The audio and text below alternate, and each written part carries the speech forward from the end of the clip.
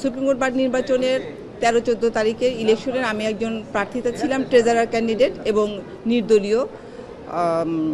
আমি কোনো রাজনৈতিক সংগঠন থেকে আমি কোনো নমিনেশন জমা দিই নেই, না বিএনপি, জামাত বা এনসিপি, কোনোটাই না।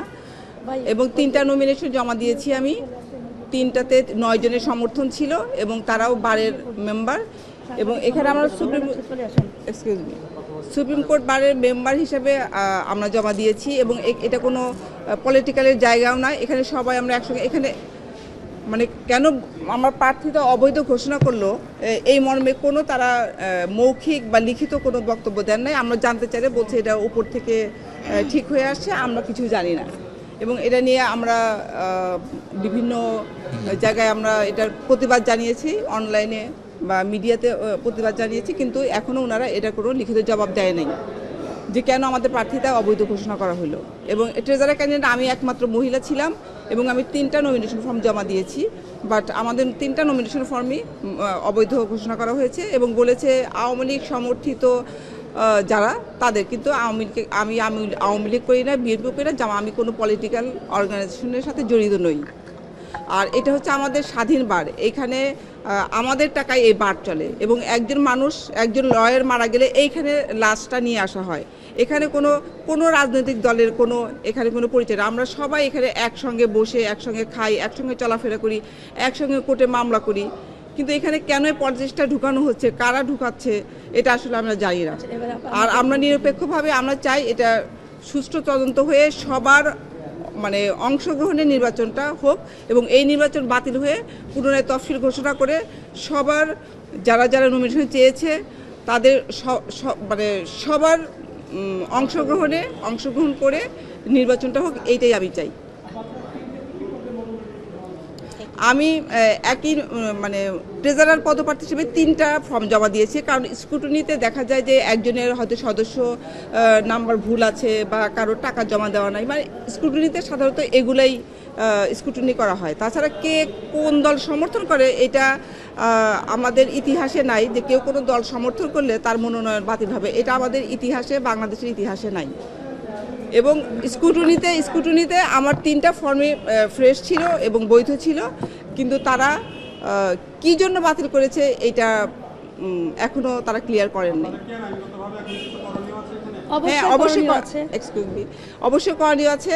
আমরা সভা সমাবেশ করব এবং তাদের কাছ থেকে আমরা লিখিত একটা স্টেটমেন্ট দিব এবং আমরা রিট ফাইল করব এটার বিরুদ্ধে। আচ্ছা, এবার আমি বলি, এই কমিটিটা মূলত কিন্তু অবৈধ কমিটি, এটা কিন্তু একটি বৈধ কমিটি না।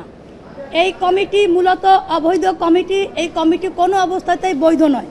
প্রথমত হচ্ছে এইটা, তারা কিন্তু কোনো অবস্থাতেই আমাদের এই যে সনদ, এই যে ইয়েগুলো বাতিল করতে পারে না। আমরা প্রত্যেকেই মেম্বার, সেক্রেটারি, সভাপতি, সম্পাদক কিনেছি এবং অনেকেই কিন্তু মুক্তিযোদ্ধার সপক্ষে আমরা। এখানে কিন্তু কোনো রকম এইটা একটি কর্মজীবী অবস্থান এবং সুপ্রিম কোর্ট বার, এখানে কোনো দল মত থাকে না, এখানে ব্যক্তি হিসাবে প্রাধান্যটা পায়।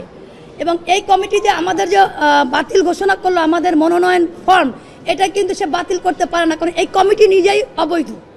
এবং এই কমিটির অরাজকতার কারণে অনেকেই যারা রাজনৈতিক প্রেক্ষাপটের মাধ্যমে যারা রাজনৈতিক করে না, কিন্তু তারা কিন্তু সুপ্রিম কোর্টকে ভালোবাসে, আইন প্রণয়নকে ভালোবাসে এবং আইনের মাধ্যমে সুপ্রিম কোর্ট যাতে চলতে পারে তার জন্য অনেকেই কোনো দলমত নির্বিশেষে তারা এই ফর্ম কিনেছেন, কিন্তু তাদেরকে গণহারে আমাদের 40 জনকে তারা বাতিল করছেন। কোন কারণে, কোন প্রেক্ষাপটে তারা বাতিল করলো, এই কৈফিয়ত তাদের কাছে আমরা চাই। তারা কোনো রকম এখতিয়ারের মধ্যে আমাদের এই নমিনেশন বাতিল করা রাখতে পারে না, কারণ তারা নিজেই তো বৈধ না। একজন অবৈধ কমিটি কিভাবে আমাদেরকে বাতিল ঘোষণা করে? এবং তাদেরকে কিন্তু এইবারেই থাকতে হবে। এইটা একটা পরিবার এবং এই পরিবারে আমরা সকলেই একত্রিত থাকি। এইটা একটা কর্মজীবী, যার প্রত্যেকের কর্ম করে আসতে হবে। আপনি আজকে ক্ষমতার বলে আমাদের মনোনয়ন বাতিল করলেন এবং আপনি যদি বাতিলই করলেন, আপনার মনোনয়ন চিন্তা ভাবনা বাতিল, আপনারা আমাদের কাছে অর্থ নিলেন কেন? অর্থটা কি আপনাদের বাবার অর্থ? এর জবাব আপনাদের দিতে হবে। এই দিন নয়, আরো দিন আছে। আরো একটা এই দিন নয়, আরো দিন আছে। তারা যে আমাদের অর্থগুলো নিল, প্রথমে কেন তারা বলল না?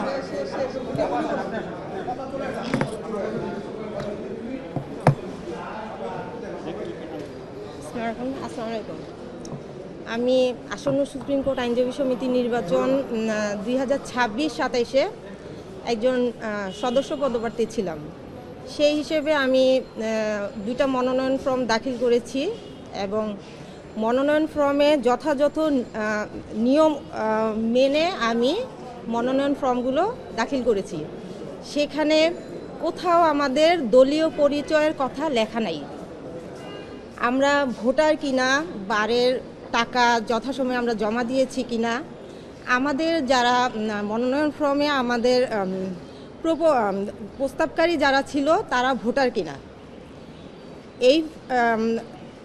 এই কলামগুলো আমরা যথাযথভাবে নিয়ম দেখে ভোটার লিস্ট দেখে পূরণ করেছি এবং দাখিল করেছি।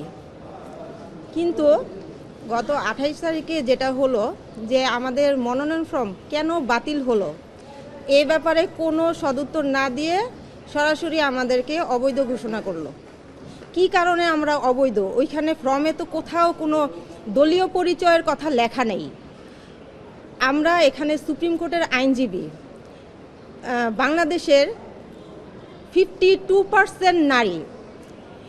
সেখানে আমরা সর্বোচ্চ আদালতে নারী আইনজীবী হিসেবে আমাদের একটা অংশগ্রহণ থাকে।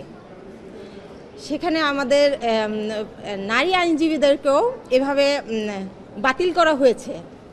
সেটা কতটুকু বৈধ এবং যারা করেছে তাদের এই কার্যক্রমটা কি সঠিক হয়েছে কিনা, এটা আমাদের কাছে আমরা আপনাদের কাছে প্রশ্ন রেখে গেলাম। দেখেন, সুপ্রিম কোর্ট আইনজীবী সমিতি নির্বাচন 2026 এবং 27-এ আমি সহ সম্পাদক প্রার্থী হিসেবে মনোনয়নপত্র দাখিল করি এবং এই মনোনয়নপত্র দাখিল করি ইলেকশনের যে তফসিল ছিল সেই তফসিলের সকল শর্ত পালন করে। কিন্তু ফাইনাল স্ক্রুটিনিতে আমার সহ আরও 41 জনের মনোনয়নপত্র বাতিল করা হয়েছে আওয়ামী লীগ ট্যাগ লাগিয়ে। তো বাংলাদেশ আওয়ামী লীগ বাংলাদেশের কোনো নাম সর্বস্ব কোনো রাজনৈতিক দল না, যে দলের নেতৃত্বে বাংলাদেশ স্বাধীন হয়েছে এবং 5-6 বার বাংলাদেশের সরকার গঠন করেছে। তো বাংলাদেশের একটা বৃহৎ জনগোষ্ঠী এই রাজনৈতিক আদর্শ ধারণ করে, রিপ্রেজেন্ট করে। বাংলাদেশের একজন নাগরিক হিসেবে এটা আমার মৌলিক অধিকার এবং মানবাধিকার। আপনারা জানেন বাংলাদেশ জাতিসংঘ গৃহীত ICCRP international covenant on civil and political রাইটের একজন সিগনেটরি মেম্বার হিসেবে রাষ্ট্র হিসেবে বাধ্য বাংলাদেশের প্রত্যেকটা নাগরিকের রাজনৈতিক স্বাধীনতা নিশ্চিত করা, মত প্রকাশের স্বাধীনতা নিশ্চিত করা এবং আমাদের সংবিধানের আর্টিকেল 39-এও সেটা স্পষ্ট বলা হয়েছে বাংলাদেশের একজন নাগরিক হিসেবে এটা আমার মৌলিক অধিকার একটা রাজনৈতিক আদর্শ ধারণ করা, প্রচার করা এবং বিশ্বাস করা। কিন্তু একটা পেশাজীবী সংগঠন বাংলাদেশ সুপ্রিম কোর্ট আইনজীবী সমিতি দেশের সর্বোচ্চ একটি পেশাজীবী সংগঠন, এই সংগঠনের সদস্য হিসেবে আমি গর্বিত। এখানে নির্বাচনে কোনো রাজনৈতিক পরিচয় সম্পূর্ণ ইম্যাটেরিয়াল, অপ্রাসঙ্গিক এবং গঠনতন্ত্রে এমন কোনো কিছুই বলা নাই। আমাদের ফাইনাল স্ক্রুটিনিতে আওয়ামী লীগ ট্যাগ লাগিয়ে যে আমাদের মনোনয়নপত্র বাতিল করেছে সম্পূর্ণ অবৈধ, অগণতান্ত্রিক। একটা সুপ্রিম কোর্ট আইনজীবী সমিতি যদি তার সদস্যদের সাথে এই ইনজাস্টিস করে, জাস্টিস নিশ্চিত না করতে পারে, তাহলে জনগণের জাস্টিস কিভাবে নিশ্চিত করতে পারবে? আপনারাই বিচার করেন। সবাইকে ধন্যবাদ। আমি আরেকটা কথা বলতে চাই। আমরা আসলে ন্যায় বিচার চাই। আমরা যে 40 জন আমরা কিনেছি এবং আমরা এখানে নমিনেশন দিয়ে ইলেকশন করতে চাই। আপনাদের থেকে জনগণের কাছে আমরা দাবি করতে চাই আমাদের যেন নমিনেশন বাতিল না করে। তারা যদি আমাদের সাথে জিততে চায়, ইলেকশনের মাধ্যমে জিতুক। সাধারণ আইনজীবী যাদেরকে নির্বাচিত করবে আমরা সেইটাই গ্রহণ করব। কিন্তু তারা আমি আর মামু খামু এরকম যেন চিন্তা ভাবনা না করে, একা যেন যেতে না। তো এই বার্তা সকলেরই, একদিন তাদেরকে জবাব দিতে হবে। সবাই ভালো থাকবেন। জয় বাংলা। আমি আরেকটু কথা বলতে চাই। আমরা যখন নির্বাচনে যখন ব্যালট পেপার দেওয়া হয়, সেখানে কিন্তু ব্যালট পেপারে যারা নির্বাচনে যারা অংশগ্রহণ করে, কোথাও আপনি আওয়ামী লীগ করতেছেন তাদের জন্য আলাদা ব্যালট পেপার নাম দিয়ে, বিএনপির আলাদা ব্যালট পেপার, অন্যান্য দলের আলাদা ব্যালট পেপার, এভাবে কখনো কিন্তু হয় নাই। নামের স্পেলিং দিয়ে ব্যালট পেপারগুলো দেওয়া হয় এবং প্রত্যেকেই মিশ্রভাবে আসে। সে আমার আওয়ামী লীগ, বিএনপি এভাবে আসে না। এটা হলো সম্পূর্ণ আলাদা। এই ব্যালট পেপারটাও হয় আলাদাভাবে, যে আপনার সেখানে রাজনৈতিক ইয়েটা কেন আসতেছে। আমাদের বিগত যে নির্বাচনগুলো ছিল সেখানেও এভাবে ছিল আলাদাভাবে, কিন্তু আমরা কোন দলের সমর্থক তাদের জন্য আলাদা ব্যালট পেপার, আরেক দলের জন্য আলাদা ব্যালট পেপার, এভাবে ছিল না কখনো।